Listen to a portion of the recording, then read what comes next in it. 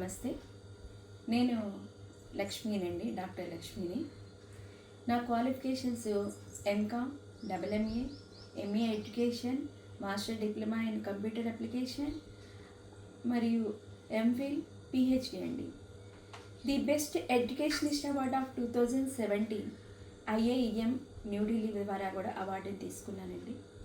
ఇంతే కాదండి, ప్రజెంట్ మనకి ఈ డిగ్రీ వాళ్ళ హిందీ టెక్స్ట్ బుక్ ఉంది కదా, ఆ టెక్స్ట్ బుక్ని కూడా ఆ టెక్స్ట్ బుక్లో గ్రామర్ పార్ట్ని కూడా రాసింది నేనేనండి, ఆ దేవుడి దేవల్ల. ఇంకా అసలుకి హిందీ అంటే అందరికీ కూడా భయం అండి. కాదు, ఎంత చక్కటి భాష తెలుసా, నేర్చుకుంటే అది అందమైన భాష, అందరికీ అబ్బేటువంటి భాషే. అసలు హిందీ అనేది మన నేషనల్ లాంగ్వేజ్ అండి. యావత్ భారతదేశాన్ని కలిపేటువంటి ఏకైక భాష హిందీ భాష. ఆ హిందీ భాషను తెలుసుకున్నట్లయితే ఎక్కడికైనా మనము వెళ్ళి మనము మన అవసరాలు తీర్చుకోవచ్చు. ఎవరితోనైనా సరే మనము మన అవసరాలని, కమ్యూనికేషన్ని చేసుకోవచ్చు. అందుకోసమని హిందీ అనేది ప్రతి ఒక్కడికి మన మదర్ టంగ్ ఎంత ఇంపార్టెన్స్ ఉందో అంత ఇంపార్టెంట్ అనేది ఈ హిందీకి కూడా ఉన్నదండి. తప్పనిసరిగా అందరూ ప్రతి భారతీయుడే కాదండి, అందరూ ఇంకా ఫారిన్ లాంగ్వేజ్ కింద ఈ దేశీయులు కూడా నేర్చుకుంటున్నారు. ఇంకా మనం ఎందుకు నేర్చుకోకూడదు చెప్పండి? అందరం కూడా హిందీ నేర్చుకుందాం. ఇక్కడ హిందీనే కాదండి, ఏ భాష అయినా సరే, తెలుగు కానివ్వండి, సాంస్క్రిట్ కానివ్వండి, మరి ఇంకా ఇంగ్లీష్ భాష, ఏ భాష అయినా నేర్చుకోవాలన్నా దానికి ముఖ్యంగా కావాల్సింది దాంట్లో వ్యాకరణం కావాలి. గ్రామర్ పార్ట్ అనేది చాలా ఇంపార్టెంట్ అండి.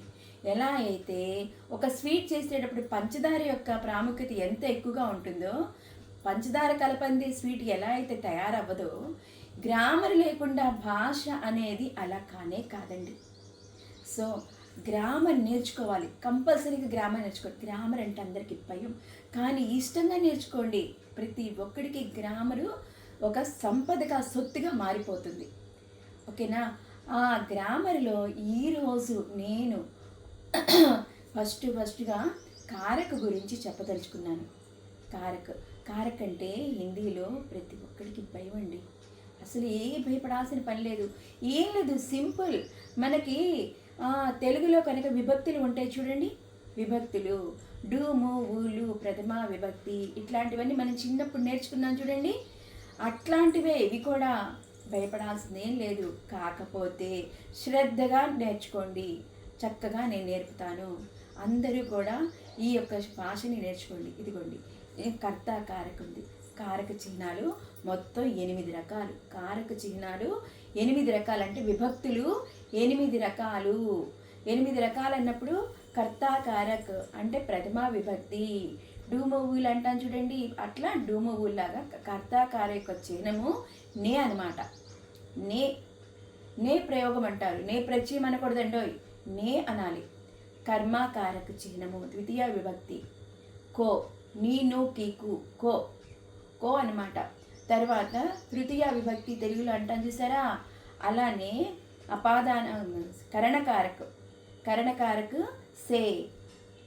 ఆ విధంగా మళ్ళీ 4వ కారక చిహ్నము సంప్రదాన కారక, కొరకుంతే అని అంటారు చూడండి తెలుగులో. అలా విధంగా కో, కేలియే అని 4వ విభక్తి అనమాట. 5వ విభక్తి అపాదాన కారక అనమాట. అపాదాన కారక నుండి అనమాట. ఆ తర్వాత మళ్ళీ 6వ కారక చిహ్నము సంబంధ కారక, కా, కే, కీ, వీటి యొక్క గుర్తులు యొక్క అని తెలుగులో అంటారనమాట. అటువంటి చిహ్నాలు ఈ యొక్క 6వ కారక చిహ్నము. తర్వాత 7వ కారక చిహ్నము అధికరణ కారక, మే, పర్, వాటి యొక్క చిహ్నాలు మే, పర్ అన్నమాట. ఆ తర్వాత సంబోధన కారక అంటే మనకి తెలుగులో చెప్తారండి, సంబోధన ప్రథమా విభక్తి అంటాను చూడండి.